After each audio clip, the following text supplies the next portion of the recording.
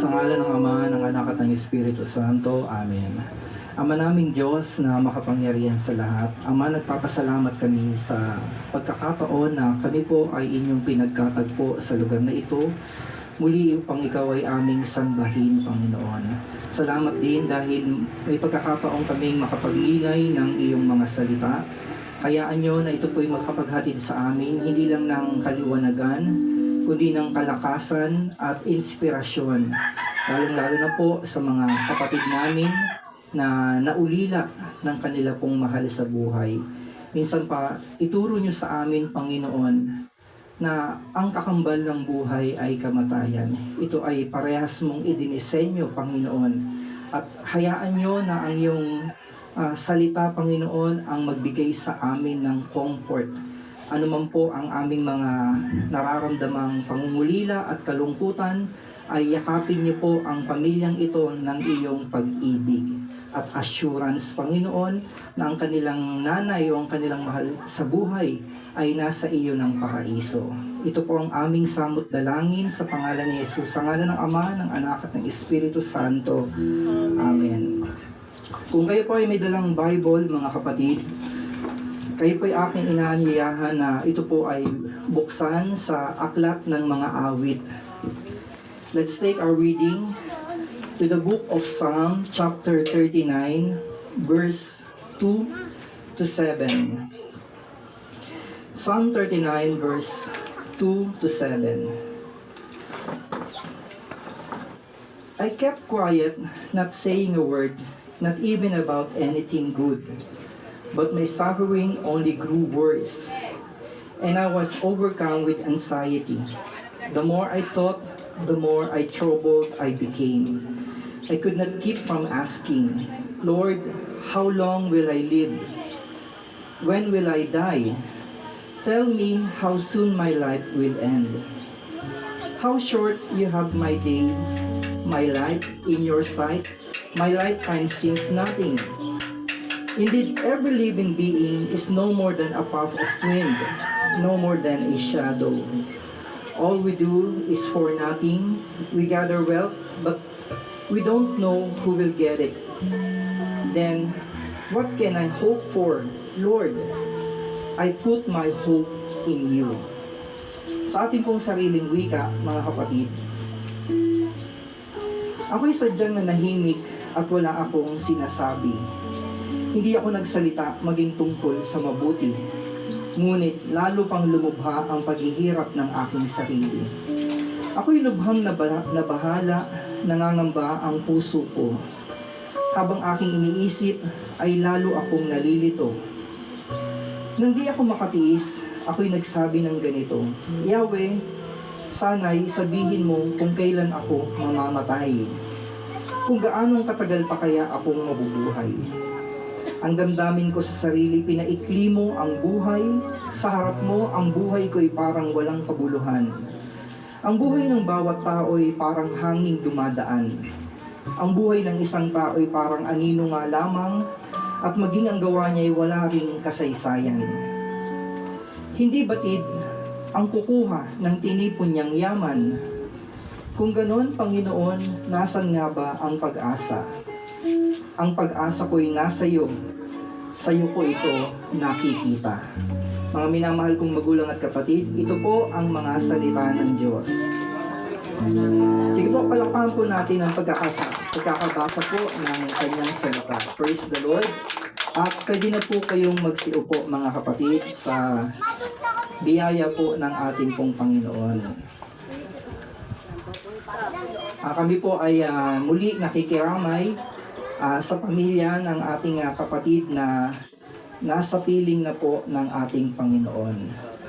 So, ang mensahe po na akin pong ibabahagi, mga kapatid, ay hindi na po tungkol sa namatay. Pero ang ating pong topic ay nakafocus po tungkol sa death, mga kapatid. Kasi syempre yung kapatid nating yumauna ay graduate na siya. Meaning, ano na yun, pahinga na, nag-rest na siya, complete na siya. Kasi kinuha na siya ng Panginoon. Now, ito ay mensahe na para sa atin po, mga kapatid. na meron pang matututunan or mapupulot patungkol po sa usapin ng kamatayan. Now, most of the people, mga kapatid, ay ina-avoid po nila yung mga topic about death. Kung pwedeng hindi pag-usapan, ay hindi po pinag-uusapan. At kung minsan may nag-aalok ng insurance, ang sinasabi pa ng iba, uy, para mo namang sinasabing mamamatay na ako. Pero ang katotohanan, mga kapatid, ay lahat po ng tao ay sa ganoon po na nakatadhana to meet our Creator, mga kapatid. Ang Bible po ay marami pong mga teaching about death, mga kapatid. Kasi po, magsisimula lang yung learning and wisdom, mga kapatid, kapag hinarap po natin yung kinatatakutan ng marami. At yun po ay ang mortality or yung kamatayan, mga kapatid. Now, dito po sa ibinahagi ko sa inyo na Psalm 39, makikita po natin yung brutally honest prayer ni David. Kasi ang sabi niya doon, sabihin mo na sa akin kung kailan ako mamamatay. So, ganun siya ka-honest na kung pwede, malaman ko kung gaano ka-fragile, karupok ang buhay na ito para mabawasan yung aking mga isipin. So, ganun din po ang sinasabi ng Psalm 90 verse 12. Teach us to number our days that we may gain a heart of wisdom. Ang mensahe po natin sa hapong ito, mga kapatid, may pamagat po na learning about death so we can live wisely. Matuto mula sa kamatayan nang sa gayon makapamuhay tayo ng merong karunungan. So si David po ay nagkaroon po ng spiritual realization about mortality na ang ibinubunga naman po ay karunungan or wisdom. Ang una niyang natutunan, sabi dun sa ating binasa, mga kapatid, my heart grew hot within me while I was meditating, the fire burned. Ako'y sadyang nanahimik, wala akong sinabi, hindi ako nagsalita, maging tungkol sa mabuti. Ako'y lubhang nabahala, nangamba ang puso ko, habang aking iniisip ay lalo akong nalito. So, ang unang learning ni David, mga kapatid, that silence cannot hide the reality of death. Silence cannot hide the reality of death, mga kapatid. The more mo kasing hindi tinatanggap, mas lalong bumibigat sa iyong puso. Andiyan pa ba kayo, mga kapatid? Amen. Avoiding death doesn't mean nare-remove mo yung reality na ito ay darating.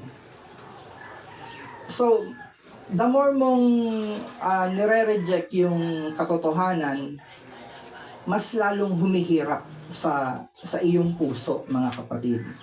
Minsan, hindi mo tanggap na iiwan mo na sila, o kaya hindi mo tanggap na darating yung panahon, mawawalay ka na sa kanila, mas lalong nagiging mahirap sa puso ng tao, mga kapatid.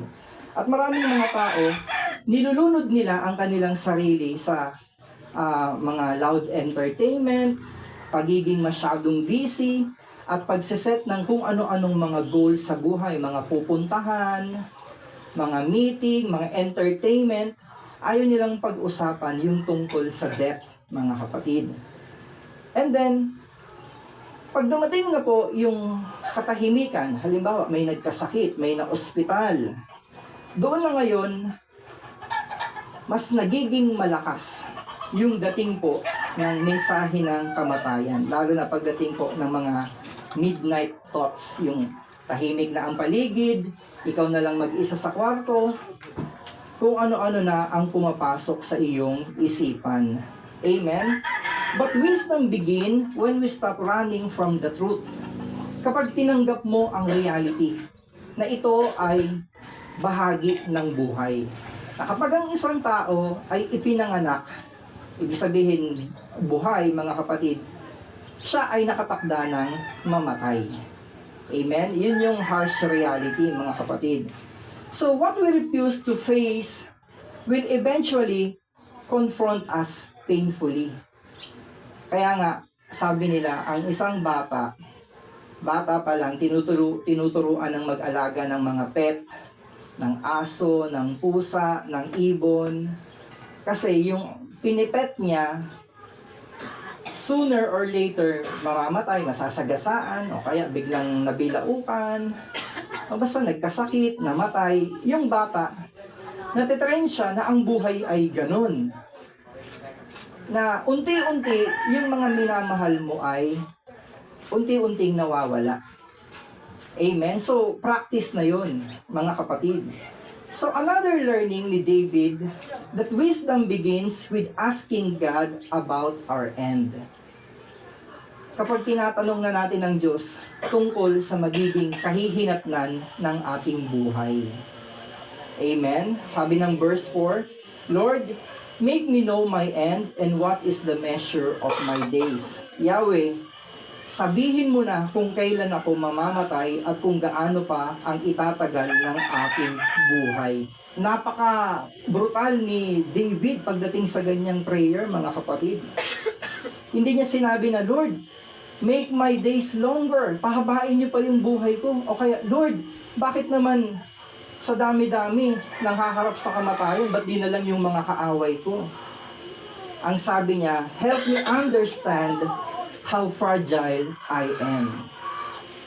Tulungan mo ako na maunawaan kung hanggang saan lang ang buhay ng tao. So bakit po yun mahalaga, mga kapatid? Kasi may mga tao that they were tend to forget that soon they will also die. Para bang nakakalimutan natin na darating ang panahon, papunta rin tayo doon. Maraming mga tao, they waste time. Many people live carelessly. Kung uminom, akala mo walang bukas. Diba? Kung magwalwal, talagang sunog kung sunog, durog kung durog ang akdo, ang atay, mga kapatid. Kung maghit-hit buga, talagang dinaig niya yung kapre sa lakas ng usok, mga kapatid. Amen? So we live carelessly and we prioritize wrong things about this life. Na akala natin yung mga bagay na inuuna natin ay hindi natin iiwanan pagdating ng panahon. Pero yung mga tao po na may wisdom, they remember that they will die. Amen? So, dahil naaalala nila na mamamatay din sila, they choose wisely. Pinipili nila kung ano yung dapat unahin sa buhay. They prioritize good things, yung health, yung relationship, and they love deeply.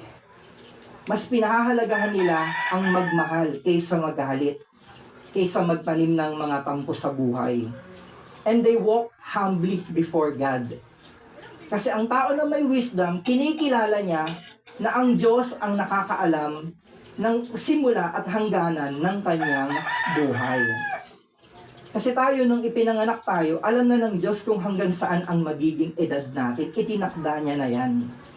Maliban na lang kung reckless ka, na hindi ka pa naman dapat nakatakdang mamatay, pero dahil napaka-reckless ng iyong way of living, napaaga, mga kapatid.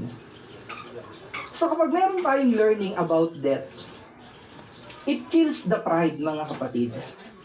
Nababawasan yung pagmamataas natin sa harapan ng Diyos.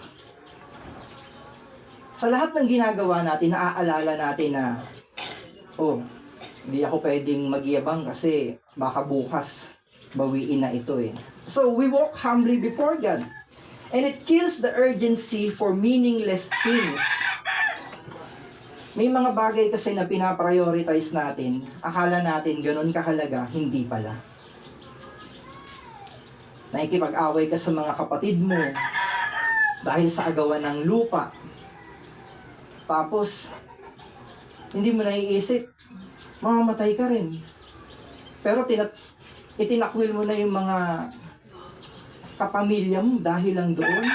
So, we prioritize meaningless things kasi itong mga bagay na ito ay iiwan mo din eh. Ang legacy na maiiwan mo ay yung memories na create mo sa kanila. Amen po? So you don't prepare for death at the end of life. You prepare for death by how you live today. Pinaghahandaan po ang kamatayan habang bata pa, mga kapatid, at merong kapanglakas.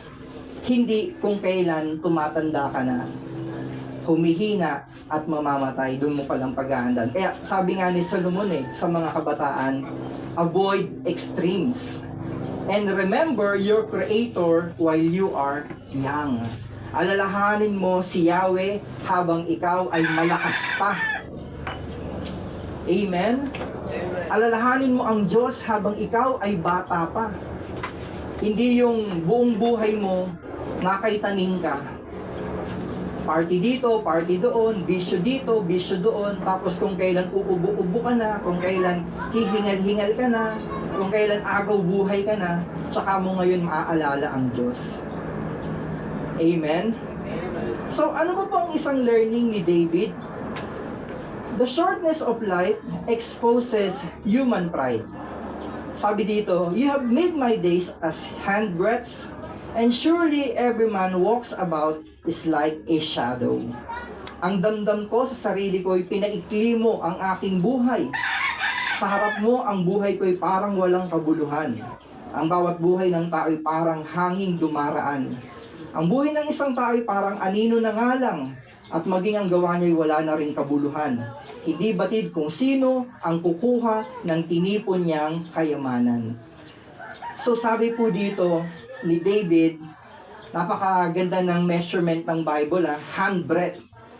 Parang hanging dumadaan ang buhay ng tao. Parang hangin. Handbreadth, mga kapatid. Ibig sabihin, kung parang hangin, ibig sabihin, ganun lang kaikli. That life is brief. Life is short, mga kapatid. And human glory fades quickly. Yung mga ipinagyayabang nating achievement ay mabilis na mawawala. Minsan ipinagyayabang mo yung mga sasakyan mo. Ngayon hindi mo na masakyan kasi ang hirap mo nang tumayo. Minsan ipinagyayabang mo yung mga award mo noong araw. Ikaw ang pinakamagaling sa ganito, ikaw ang pinakamagaling sa ganyan. Pero ngayon, display na lang, inaamag na lang. Amen? So meron pong mga illusion na dinedestroy ang katotohanan patungkol sa kamatayan. Ano po yung dinedestroy ng kamatayan, mga kapatid? Number one is the illusion of permanence. Sabihin nyo nga po, permanente. Walang permanent sa mundong ito. Yun tama, walang forever. Amen? So hindi tayo mamubuhay na para bang tatagal talaga tayo dito. Hindi po Kasi ang citizenship natin ay nasa langit. Doon talaga tayo tunay na mamamayan. So another illusion na winawasak po ng mensahe po ng kamatayan, the illusion of control. Hindi mo kontrolado ang lahat. Minsan nga kahit anong ingat mo sa diet, pag ikaw talaga yung natsambahan, ikaw talaga. Di ba, meron tayong mga kakilala na healthy living, hindi kumakain ng karne, hindi umiinom ng alak, nag-exercise, tapos naligo lang sa banyo, nabarog ang ulo, patay. Hindi mo alam di ba? So we plan, pero yung decision ay nasa Diyos. Wala sa atin yung control. Na-manage natin kahit papaano. Pero yung sasabihin mong ikaw ang magtatakda ng iyong buhay, hindi Minsan nga, kahit anong ingat mong mag-drive, kung nakatsamba ka naman ng hindi maingat, di ba? Kaya, tuwing bumabiyahe tayo, ang ipinagpipray natin, ingatan tayo ng Diyos samahan tayo ng Diyos Kasi kahit anong ingat mo sa sarili mo, kung mayroong matsempohan ka na hindi maingat, damay ka pa din. So ano pa po ang dinedestroy ng mensahe po ng kamatayan? The illusion of legacy without God. Sabi po dito, Yung mga nagtitipon ng kayamanan, ni hindi nga nila alam kung sino ang makikinabang. Diba? Nag-gather ng kayamanan, tapos hindi mo alam kung kanino mo iiwan. Ang masaklap, wala kang anak na pamamanahan. Tapos, nabiyuda ng maaga ang iyong asawa. Ang makikinabang lang pala yung kumpare mo. Di ba, mga kapatid? Ang saklap, di ba ho? Minsan, ipon tayo ng ipon ng kayamanan na akala natin ay magiging permanenteng property natin. Wala tayong kamalay-malay. Yung kapitbahay mo pala ang magmamana. Di ba may mga ganun? Ilang taon na nagtrabaho sa abroad, nag-ipon para makapagpundar ng bahay.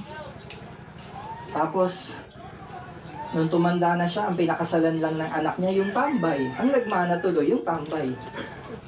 Di ba mga kapatid? Kahit si Lord sinasabi niya, nagmamatter ba yan kapag nawala na kayo?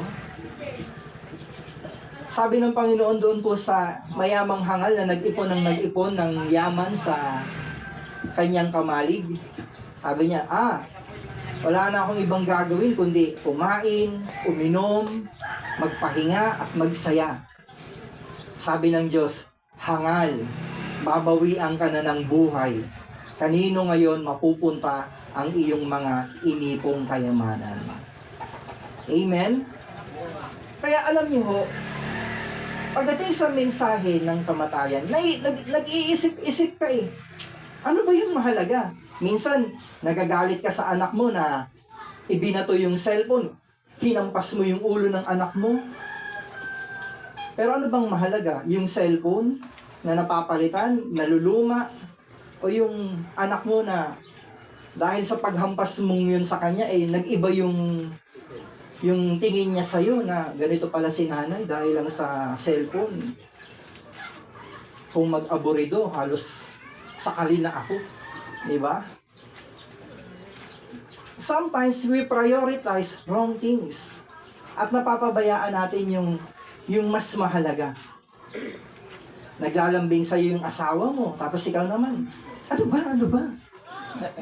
Yung pala, gusto niyang magkaroon kayo ng pag-uusap. Ikaw kasi puro ka browse sa cellphone.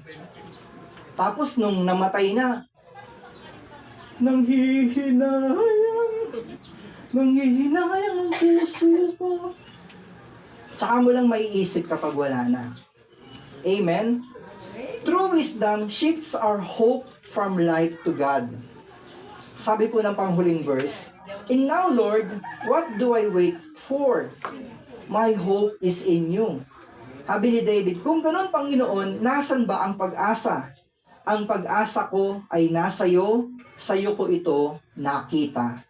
So the turning point, mga kapatid, hindi po nagtapos si David sa kawalang pag-asa. David does not end in despair. He ends in hope, mga kapatid. Ang pag-asa niya hindi sa mahabang buhay, ang pag-asa niya hindi sa malakas na pangangatawan o sa better health. Ang hope niya ay hindi po sa security, ang hope niya ay nasa Diyos. Di ba? Parang ang mga tao kasi lalo na yung may pera, ang security nila nasa bangko. Ang security nila nasa ipon. Ang security nila ay nasa kanilang kakayanan. Pero si David, sabi niya, ang longing ko, ang pag-asa ko, nakikita ko sa iyo, Panginoon. Amen? Kaya meron ding panalangin si David na ang sabi niya, I think sa chapter 72 yun na wag mo akong pabayaan sa panahon ng aking katandaan. Yun ang sabi ni David. O kailan matanda na ako ay wag mo akong pababayaan. So our hope is in God, mga kapatid. Amen? Ang learning natin ay mabuhay ng mas marunong. Kasi ang mga foolish people, ang motto nila palagi, you only live once. Minsan ka lang mabubuhay, kaya gawin mo na lahat. Para sa, minsan yung iba sobra na, extreme na, ikakapahamak na nila. Pero ang tao po na merong takot sa Diyos, ina-accept niya that life is temporary. Kaya ang buhay niya ay nakasubmit palagi sa Diyos. Ipinagkakatiwala niya ang kanyang mga future plan. Ipinagkakatiwala niya ang kanyang kinabukasan sa Diyos. Amen? So, ano po ang makikita rin natin dito sa mga learnings na ito ni David na dapat din nating matutunan kapag nakakita tayo ng mga taong yumayao na. So number 1 is to live with urgency but not in panic. Ano po ang ibig kong sabihin na to live with urgency? Na bawat segundo ng buhay natin mahalaga. Pinapahalagahan, mga kapatid. Ano pa po? Love people more than possession. Bakit? Kasi hindi mo naman madadala yung mga material things na yun eh. Alam niyo ba yung mga Pharaoh nung namatay sila? Kasamang inilibing yung kanilang mga gintong kayamanan. Pati kabaong nila, ginto. Pati mga slaves nila at asawa nila kahit buhay pa, inilibing. Kasi, akala ng Pharaoh, madadala niya yun sa kabilang buhay. Hindi po. Lahat ng meron tayo ngayon, pag dumating yung panahon na pinagraduate na tayo ni Lord, lahat yun, iwan. Kaya, kung paano tayong ipinanganak na wala tayong bit-bit, kundi yung pusod natin na pinutol na nga, babalik tayong hubad. Pag inimbalsa mo ka na, hindi mo na alam na hinubarang ka na kung ano-ano na yung ginawa sa katawan mo, kung ano-ano na yung mga inilagay or tinanggal. Wala ka nang alam doon, mga kapatid. And another thing, walk humbly before God. Bakit? Kasi ang buhay natin, pahiram niya lang. At siya lang din ang may karapatang bumawi. Amen po? Amen. Kasi kapag ang isip mo ay alam mo na nakikihiram ka lang ng bawat sandali, pati ng iyong hininga ay galing sa Diyos, hindi ka magiging mayabang. Amen? Pero kapag kinakalimutan mo na nanghihiram lang tayo ng buhay sa Diyos, kung umasta ka, parang kala mo kung sino ka. Di ba ho? Another thing is to anchor your hope beyond grave. Na ang buhay natin hindi po nagtatapos sa libingan. Merong kabilang buhay. Siguruhin lang natin na doon tayo sa langit pupunta, mga kapatid. So kung susumahin natin ang context ng chapter 39 ng Book of Psalm, ano lang simple lang yung mensahe. Na maikli ang buhay, na hindi mo maiiwasan ang kamatayan, na ang tanging mong maaasahan ay ang Diyos lamang. Yun lang po, mga kapatid. Pwede na tayong umuwi. Amen? Pero dagdagan pa natin. So, to ignore death is not courage. It is foolishness. Kapag takot kang itakel ang tungkol sa kamatayan, kunyari, takot kang mamatay ang mga mahal mo sa buhay, ano yan foolishness yan mga kapatid. Pero sabi po ng Bible, mga kapatid, na hindi natin kailangang katakutan ito kung ang buhay natin ay nakasandig kay Kristo. Kasi siya ang buhay Siya ang kahulugan ng ating buhay. Ang haba nga ng buhay mo, meaningless naman. So, wala rin. Amen? So, hindi mo muna kailangang mamatay para matutunan ito. Kundi, nakikita natin sa paligid natin, isa-isa, may mga nawawala. So, doon pa lang, malelearn na natin na mahalaga ang buhay kasi hindi mo alam kung kailan ito babawiin sa'yo.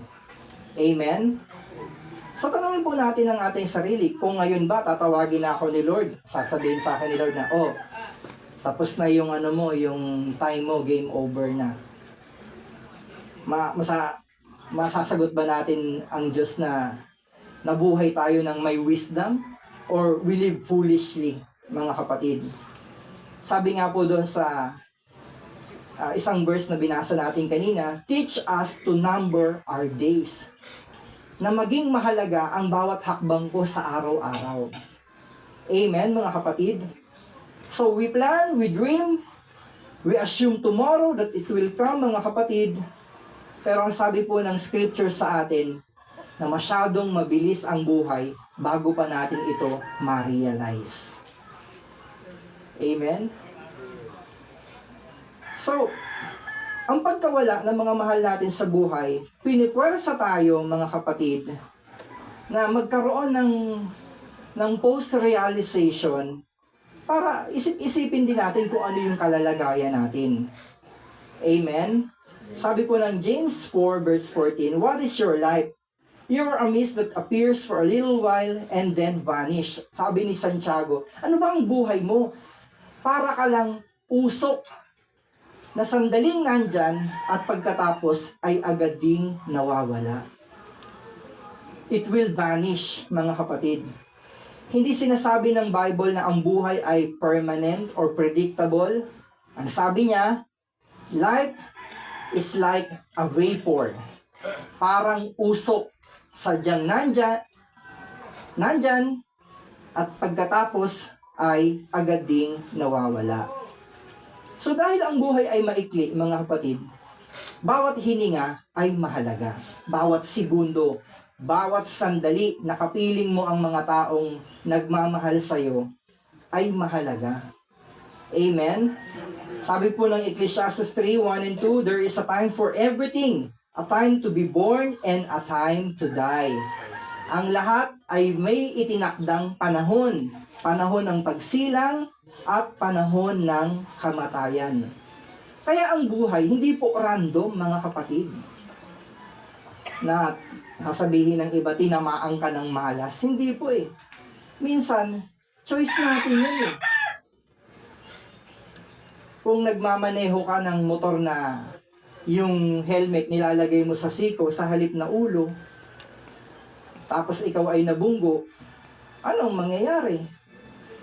Buo yung siko, durog yung ulo, wasak yung utak, mga kapatid. Amen? So, ang buhay natin, nakasalalay palagi sa kamay ng Diyos, mga kapatid. Amen? So we may not understand the timing, pero magtiwala tayo sa Diyos na nagpahiram ng buhay na ito. Amen? Laws reminds us that we are not in control, but God. Another thing na dapat nating alalahanin, the shortness of life teaches us wisdom. So, ibig sabihin po ng to number our days, mga kapatid, hindi ibig sabihin na matakot na tayong mabuhay. Kundi, mabuhay tayo ng mayroong pasasalamat at pananampalataya sa Diyos. Paggising sa umaga, nagpapasalamat ka na, Lord, salamat, dinagdagan niyo pa ang buhay ko. Hindi yung paggising mo sa umaga, sabi mo, ang sakit ng bato ko, high blood na naman ako. Diba? Paggising ko sa umaga, ayan na naman, magbabayad na naman ako ng Bombay. Pagising sa umaga, andyan na naman yung mga apo ko, ang gugulo, ang kukulit. Hindi eh. So, live your life with purpose, with gratitude, mga kapatid. Kasi kapag nare-realize natin kung gaano ka-fragile at kaikli ang buhay, mabilis tayong magpatawad. Amen? We tend to forgive sooner, mas nagmamahal tayo, at hindi natin sinasayang ang oras natin sa pakikipaggalit, pakikipag-away sa mga tao. Di ba ho? Alam nyo, sa ikli ng buhay, parang tapos ang ikli na ng mundong iniikutan mo, ng lugar na ginagalawan mo, tapos puro ka pa kaaway. Parang namang pinapahirapan mo ang sarili mo eh. Napaka lawak ng daigdig eh. Amen? Para makipaggalit ka ng makipaggalit. So we must invest in what truly matters. Ang dapat po nating pag-investan, mga kapatid, yung relasyon sa ating kapwa. Yung manugang ka, nagagalit ka sa biyenan mo, unawain mo na lang kasi matanda na yun eh. Pag yung anak mo nagsipag-asawa na rin, magiging biyenan ka rin. Mauunawaan mo na kung bakit ganun ang biyenan mo. Pag meron ka na rin sariling manugang. Amen? So every moment is a gift from God. Ano po yung mga regalo ng Diyos na dapat nating ipagpasalamat sa Kanya everyday? Yung ating pong hininga, yung buhay natin, yung oras natin, yung relasyon natin. May anak ka, asawa ka, apo, ipagpasalamat natin na meron tayo yan. Diba? Minsan yung mga kulit ng bata, yung kalat, lumilipas din yun eh. Ako nga eh. Minsan, maglilinis ako ng bahay. Maya-maya, yung bunso ko, isasabog niya yung mga laruan niya. Tapos pag kumalat na yung laruan niya, ang dadamputin niya lang, 2 pirasong maliit. Yun lang yung lalaruin niya. Pero gusto niya, nakalabas lahat. Nung una, parang napapagod ako, naiinis ako. Kasi nga, ang kalat eh. Pero, may napanood ako o may nabasa ako na ganun talaga. Malinis nga. Malungkot naman yung bata. Di ba? Kasi kapag may mga laruan pala na nakakalat, naaano yung imagination nila, yung utak nila, naaano yung tawag nito yung may nade-develop sa kanila yung creativity. Nagkakaroon siya ng, siguro ini-imagine ng anak ko kasi sinasabog niya lahat ng mga kutsi-kutsihan niya. Siguro ini-imagine niya yung traffic. Kasi yun ang nakikita niya, traffic. Kaya gusto niya, sabog-sabog yung mga kutsi-kutsihan niya. So, ganun na lang iniisip ko. Hindi naman yun habang buhay, bata eh. Ang mahirap eh, kung 20 anyos na naglalaro pa ng kutsi-kutsihan. Yun naman ang mahirap, mga kapatid. Amen? So, losses teaches us that the moment we once took for granted were actually sacred. Minsan, kung kailan wala na, tsaka tayo nanghihinayang. Nung nandyan yung asawa mo, nagpapasuyo ng kape. Mahal, itimpla mo naman ako ng kape. Ay, kita mo ng dami-dami kong ginagawa. Magtimpla ka dyan mag-isa mo. Tapos nung namatay na, tsaka ka ngayon timpla ng kape dun sa mga nagsusugal. Sa mga nakikilamay. Di ba? Nung nandyan pa, hindi mo regaluhan ng bulaklak. Valentine's, hindi mo binibilihan kasi ang mahal. Mahal kasi ang bulaklak pag Valentine's eh. Tapos kung kailan patay na, bibili ka rin naman ng bulaklak. Hindi niya na alam yun kasi patay na eh. Amen? So alam niyo, pahalagahan natin yung mga nangyayari sa araw-araw, yung mga daily living natin, yung small talks ninyong magpamilya, yung mga simpleng harutan, biruan, yung presence ng bawat isa. Kasi hindi mo alam eh, kung hanggang kailan kayo ganun. Minsan na nga lang magkita-kita, ang pag-uusapan pa yung sakit, yung maintenance. Diba? Pag-uusapan pa kung ilan na ang maintenance mo. Ilang stroke ka na? 2? Ako 3 na eh. Kaya, sa halip maging masaya yung conversation, mas lalong nagiging pangit mga kapatid. So, living well today prepares us for eternity, mga kapatid. So, life is brief, time is short, and moments pass, mga kapatid. Ang dapat lagi nating tandaan ay i-treasure natin ang buhay na ito habang ipinapahiram pa sa atin ng Panginoon. Amen? Tayo po ay magsitayo sa presensya ng Diyos.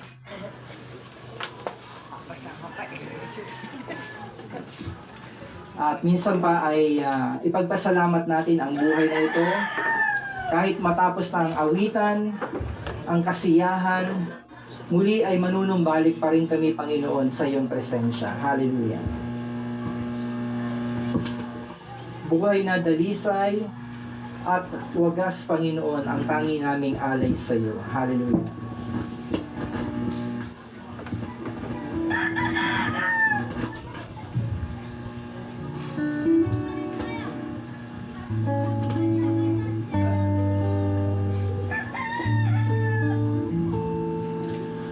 Pag nagtapos na ang awitan, pagtigil ng mga tugtog, ikaw ay aking pupurihin, lagi kang sasambahin, maging sa aking pag-iisa, aawitan pa rin kita.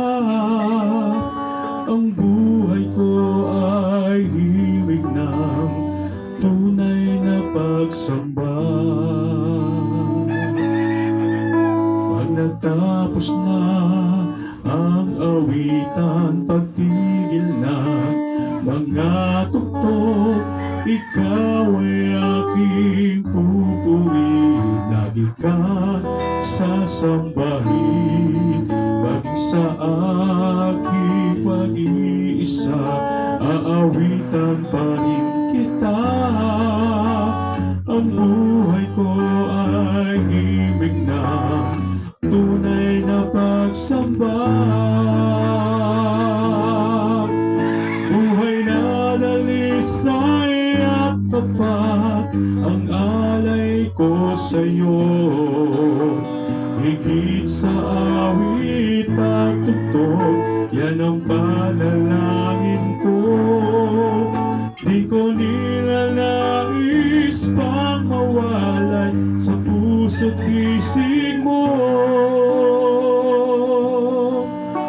Tawanan man ng mundo, susunod pa rin ako.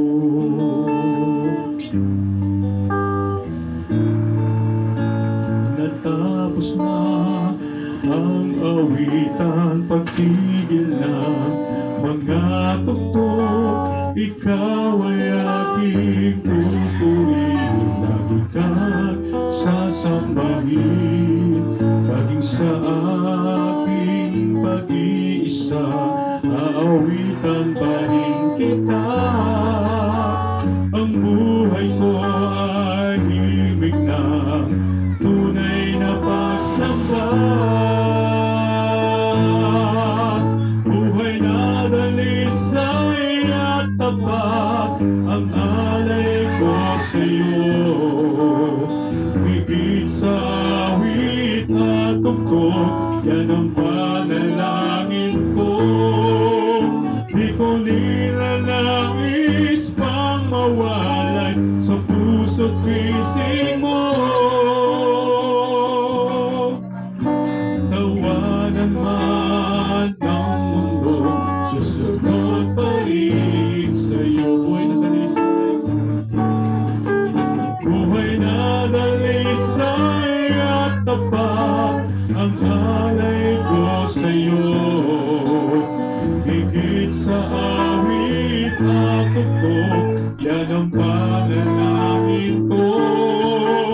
Di ko nilalais pang mawalay sa puso't isip mo. Tawanan man ng mundo, susunod pa rin sa'yo. Tawanan man ng mundo, susunod pa rin sa'yo. Salamat po, Panginoon, sa mensaheng nagpapaalala sa amin na ikaw lamang ang tanging pag-asa. Na ang buhay na ito, kahit umabot pa ng 70, 80, 90 or 100 pa man, maikli pa rin ito kung tutuusin kumpara sa eternal life na pwede mong ibigay sa amin. Kaya Lord, wala kaming ibang pinakamimithi, kundi ang buhay namin ay may surrender palagi sa iyo, Panginoon. Ikaw lamang ang nakakaalam ng aming simula at kung hanggang saan ang nalalabi sa aming mga buhay. Kaya wala kaming ibang pinakananais, Panginoon, magamit namin ito ng merong kabuluhan. At dalangin ko rin na bigyan niyo po ng kaaliwan, ng comfort, Panginoon, ang mga kapatid naming nangungulila at nalulumbay dahil sa pagkawala ng kanilang nanay o ng kanilang mahal sa buhay. At inaangkin din namin, Lord, na ang aming kasister na ito ay tinanggap niyo na ngayon sa inyong paraiso, Panginoon, na kung saan wala nang kapighatian, wala nang pasakit, wala nang kalungkutan, wala na ang pagluha, kundi pawang kaaliwan na nagmumula sa iyo, Panginoon. At ganun din kami, Lord, na mga nandito pa. Teach us to number our days, Panginoon. Pahalagahan namin at i-treasure namin na merong mga taong nakapaligid sa amin. I-treasure namin na may buhay kami. Ipagpasalamat namin ang dapat naming ipagpasalamat. At i-avoid namin, Panginoon, ang reklamo sa buhay bagkus maging grateful kami na sa bawat umaga ay ginigising niyo pa rin kami. Salamat po sa sandaling ito, anuman po ang mga kahilingan ng aking mga kapatid ay inyo pong basbasan, Panginoon. Patuloy niyo rin biyayaan sila ng kalakasan at ibayong kalusugan, at ang mga kapatid naming may sakit o karamdaman, nawa abutin niyo sila ng iyong kahabagan at dumaloy ang kagalingan sa pangalan ni Jesus. Pagpalain niyo rin po ang Lambak Prayer Group. Nawa patuloy ka pang humirang, Panginoon, ng mga younger generation na magpapatuloy para sa gawaing ito. Ito po ang aming samot dalangin sa pangalan ni Jesus. Sa ngalan ng Ama, ng Anak at ng Espiritu Santo. Amen. Let us all give thanks with a grateful heart. Salamat sa Panginoon. Give thanks with a grateful heart.